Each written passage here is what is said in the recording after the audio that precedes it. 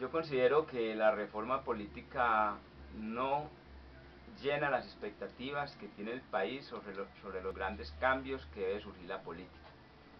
Todos estos problemas de la farpolítica, de la parapolítica, de la política, de la corrupción que se ha evidenciado en la clase política colombiana y concretamente en el Congreso, no van a encontrar solución en la reforma política. Esta es una reforma que terminó siendo una colcha de retazos donde primaron los intereses particulares de los congresistas. Cada congresista o cada partido político en el Congreso le fue imprimiendo unos intereses individuales o de partido a esa reforma. Por eso yo siempre he sostenido la tesis de que es imposible que el Congreso de la República se autorreforme o apruebe una reforma que verdaderamente sirva para transformar las costumbres políticas del país y para erradicar de la política el narcotráfico, la corrupción y el clientelismo. Yo siempre he dicho que tiene que ser una entidad ajena al Congreso quien haga esa reforma, porque nosotros no podemos ser jueces y parte. Por ejemplo, hay muchas personas que por su condición de investigados por parapolítica, por farpolítica, tienen que estar inhabilitados, tienen que declararse impedidos en el Congreso para votar esta reforma. Sin embargo, el mismo Congreso les autoriza, les niega los impedimentos y terminan ellos votando una reforma que les favorece.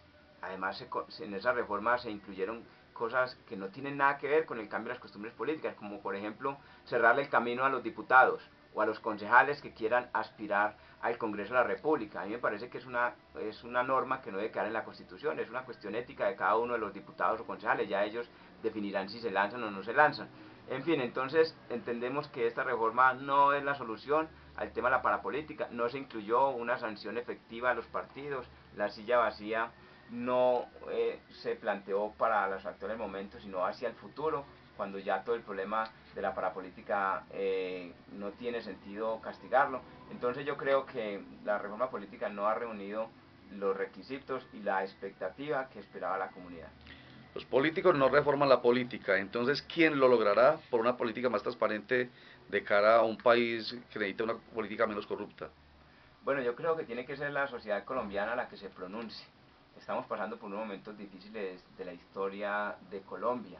Lo que ha pasado con todo el tema de la parapolítica, lo que ha venido pasando con el tema de los falsos positivos. A mí me parece que es absolutamente inaceptable por un país democrático que miembros de las fuerzas militares pagadas por el Estado asesinen a jóvenes para presentarlos como integrantes de fuerzas armadas al margen de la ley y ganarse unas recompensas, ganándose unos permisos, unos ascensos. Yo creo que el país tiene que pronunciarse en contra de eso. Lo mismo que con el tema del Congreso de la República. La corrupción y la falta de ética del Congreso de la República, el país tiene que pronunciarse, así como nos hemos pronunciado en marchas en contra del secuestro, en contra de la FARC, el país tiene que pronunciarse y liderar como sociedad unida el cambio que el país necesita, porque de resto yo creo que nosotros mismos allá en el Congreso de la República va a ser imposible que hagamos estas transformaciones. ¿Y hay esperanzas en las urnas de hacer un cambio? Bueno, yo creo que lo primero que hay que hacer es trabajar muchísimo. Todos tenemos que aportar nuestro grano de arena para transformar las costumbres políticas, para que la política se haga con principios. Eso tiene que ser toda una tarea pedagógica que surja incluso desde los mismos establecimientos educativos, para que la gente considere que la política o sepa, la gente caiga en cuenta de que es que la política tiene que ser una actividad para el servicio de la comunidad, no para fomentar la corrupción y el clientelismo.